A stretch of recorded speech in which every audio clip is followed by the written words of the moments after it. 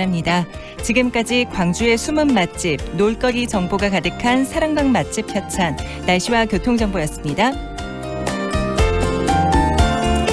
황동현의 시선집중과 함께하고 계시는 지금 시각 8시 15분 40초 막 지나고 있습니다. 바른미래당 내의 비당권파 세력들이 변화와 혁신을 위한 비상행동이라는 단체를 만들고요. 지금 분당이 임박한 상황으로 가고 있는 듯합니다. 변화와 혁신을 위한 비상행동이 변혁이라고 부르던데요. 최근 그리고 또 안철수 전 의원이 독일 체류 이후에 귀국이 아닌 미국으로 발길을 돌리면서 이 변혁의 계획도 그런데 미뤄지게 됐습니다. 안철수 전 대표의 앞으로 행보가 내년 총선에 여러 또 변수가 될 것이라고 생각되는데 안철수 전 대표를 중심으로 한 여러 가지 변화 이 부분에 대해서 오늘 깊게 이야기를 나눠보는 시간을 갖도록 하겠습니다. 조선대학교 정치외교학과 공진선 교수 연결합니다. 안녕하세요, 교수님. 예, 안녕하십니까? 네, 방송에서 오랜만에 뵙네요. 예, 오랜만에 뵙습니다. 네, 이 바른미래당 상황이 굉장히 시끄럽는데요. 먼저 이 당내 이렇게 대립들이 계속 그리고 갈등들이 심화되는 이유부터 한번 짚어볼까요? 원인이 여러 가지인데요. 일단 이제 출발 또는 태생부터 조금은 이질적인 세력이 계기적으로 결성한 당이기 때문에 뭔가 조화를 이루기에 쉽지 않은 그런 구조적 한계를 가지고 있었다고 생각할 수 있겠습니다. 네. 그러니까 정확하게 이제 배경을 우리가 되짚어 보면 2017년 이제 대선과 관련이 있죠. 이제 대선 때 안철수 후보하고 유승민 후보가 각각 이제 독자적으로 출마해서 끝까지 완주를 했는데 이제 그 후에 지방선거를 앞두고 이렇게 해서 이제 분열돼서는 제대로 이제 유권자들 지지를 얻을 수 없겠다 싶어서 결국 이제 국민의당과 바른정당이 네. 합당을 하면서 이제 바른미래당이 이제 탄생한 거죠. 그런데 이제 이 지방선거에서 참패를 하면서 다시 그 당시 이제 박주선 공동대표하고 유승민 공동대표가 물러나고 네. 이 두 이질적인 세력을 그나마 합할 수 있는 어떻게 보면 조금은 좀 중간적인 네. 위치의 사람을 모셔온 거죠. 그렇게 해서 이제 손학규 현 대표가 그렇게 해서 영입이 됐고 결국은 이제 당 대표가 됐는데 아마도 이제 그때의 생각은 이제 손학규 대표 체제로 이제 과도기를 넘기고 이제 본격적으로 중요한 시기가 오면 당권 교체를 해야겠다는 생각을 했을지도 모르겠어요. 그런데 네. 이제 손학규 대표가 남들이 하라는 대로 이제 순순히 움직이지는 또 않으시는 거고 본인의 정치적인 의지나 이런 것도 분명히 있고 이 바른미래당을 통해서 네. 하시고자 하는 바도 매우 뚜렷했기 때문에 지금 이제 당내 주도권 다툼 그리고 이제 내년 총선이 다가오면 다가올수록 이대로는 안 되겠다고 생각하는 세력들이 네. 이 당의 이 존립 여부를 두고서 지금 이제 치열하게 경쟁을 하고 있는 상황이죠. 결국은 너무나 이질적인 두 세력이 섞여 있기 때문에 오래갈 수 없는 당일 수밖에 없었다는 말씀이시네요, 교수님. 예, 최근에 이제 유승민 대표 인터뷰 내용을 봐도요, 이제 보수라는 것을 계속해서 강조합니다. 네. 그러니까 이제 그것이 이제 본인의 정치적 신념일 수도 있지만 동시에 기반을 두고 있는 유권자 집단의 마음과도 관련되어 있는 거고요. 네. 그런데 또 우리가 보면 알 수 있듯이 바른미래당 안에 있는 호남 출신 의원들이나 또 다른 의원들은 그런 보수라는 어떤 뚜렷한 자기의 네. 입장 표명을 통해서 지지를 얻기에는 쉽지 않은 상황 속에 있거든요. 그래서 그렇죠. 이제 그런 분들은 차라리 이 중도라는 또는 개혁이라든지 이제 이런 표현을 더 선호하는데 네. 이제 그런 것들이 결국 이제 상대방 입장에서 봤을 때는 이제 맞지가 않고 네. 그러다 보니까 여기서 이제 조화를 이루려면 결국 이제 다른 입장을 가진 분을 전향시키려는 자세가 될 수밖에 없습니다. 그러면 결국 이제 당신 유권자들에게 표를 얻는 걸 포기하고 나와 함께 해라. 이런 요구를 쌍방이 하다 보니까 네. 굉장히 어렵게 되고 있는 거죠. 그리고요, 지금 유승민 전 대표가 이 안철수 전 대표를 계속 대표에게 러브콜을 보내고 있는데 안철수 대표는 독일 체류 이후에 귀국하는 것이 아니라 미국으로 지금 발길을 돌렸는데 이 부분은 어떻게 보세요? 전 이 뉴스들을 보면서도 참 재미있었는데 네.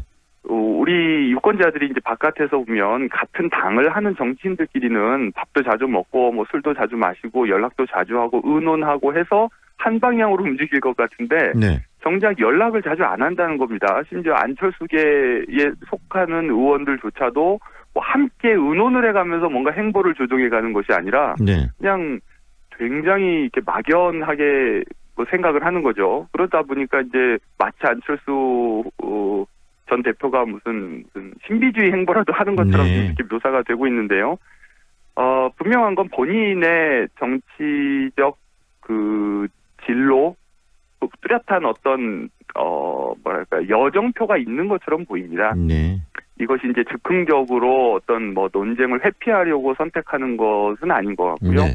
독일행을 결정했을 때도 그렇고, 그다음에 미국행을 결정했을 때도 그렇고, 본인의 이제 큰 그림 속에서 이 행보가 일단 상징적으로 의미하는 바도 있고 한국의 유권자들에게 그리고 네. 동시에 실질적으로도 뭔가를 좀 구상을 완료해서 결정적인 순간에 돌아와야 된다고 생각을 하는 것 같습니다. 네, 결국은 안철수 대표가 정치를 아예 떠난 것 같지는 않고 지금 돌아올 전혀 그렇지 않죠. 네, 시점을 보고 있다라고 생각하신다는 말씀 아니겠습니까? 그렇죠. 두 가지입니다. 국내 여건이 무르익느냐 그리고 본인의 준비가 충분히 되느냐 이 두 가지가 함께 시점을 노린다고 해석을 네. 해야 될 것 같습니다. 그렇다면 교수님 가장 중요한 게 지금 내년 총선이 코앞이고 유승민 전 대표는 안철수 전 대표를 통해서 내년 총선에 어느 정도 유의미한 결과를 내고 싶어하는 것 같은데 안철수 대표 내년 총선의 역할을 할까요? 어떻게 보십니까? 지금 제가 보기에는 그렇게 큰 가능성이 보이지를 않습니다. 네. 사실 뚜렷하게 이제 안철수 대표에게 어떤 입장 표명을 요구하는 것 자체가 지금 이 모습으로는 충분한 지지로 보이지가 않는다는 얘기인데 그 말은 이미 입장 표명은 한 걸로 봐야죠. 네. 제가 보기엔 그렇고요. 유승민 대표는 계속해서 연락을 하겠다 또는 달나라까지 찾아가겠다 이렇게 얘기를 하지만 안철수 대표는 본인의 의사는 이미 밝힌 거라고 이해해야 될 것 같고요. 그리고 이 지금 유권자들도 그렇고 정당도 그렇고 내년 총선을 앞두고 너무나 혼란스러운 상황이어서 네. 이 혼란스러운 상황에서 본인이 끼어들어서 득을 볼 수 있는 것도 별로 없다고 생각하는 것 같고 그리고 특히나 기본적으로 이제 의회 정치를 약간은 불신하는 경향을 보여왔습니다. 안철수 대표 자체가 네네. 정치 성향상 그렇기 때문에 의회 정치 안에서 300명 중에 한 명이 되어서 무엇을 하는 것에 그렇게 큰 기대나 의미를 두고 있지 않는 것처럼 보입니다. 네, 그렇다면 결국은 내년 총선 이후에 여러 어떤 정계 개편이나 지각 변동이 일어난 다음 대선을 바라보는 대선 후보로서의 꿈을 꾸고 있다고 유추를 해볼 수가 있겠네요. 예, 저는 이제 최근에 안철수 대표가 직접 밝힌 것을 통해서도 그건 충분히 읽어낼 수 있다고 생각하는데요. 네. 결국 이제 전 세계적인 경제 침체, 나쁘게 얘기해서 침체고 다르게 얘기하면 이제 경제가 이제 수축되는 단계로 이제 접어들었는데 이 상황에서 기술 혁신과 미래의 어떤 새로운 산업 동력 이런 것들을 이제 찾아내야 된다는 어떤 절실한 필요도 이제 느껴서 독일에서 그 작업을 본인이 했다고 얘기하고 있고 그리고 이제 미국에 가서는 그것들을 이제 구체적으로 현실에 적용하기 위한 법 제도 정비와 관련된 연구를 하겠다. 또 완전히 정확하게 이제 대선 플랜이죠. 네.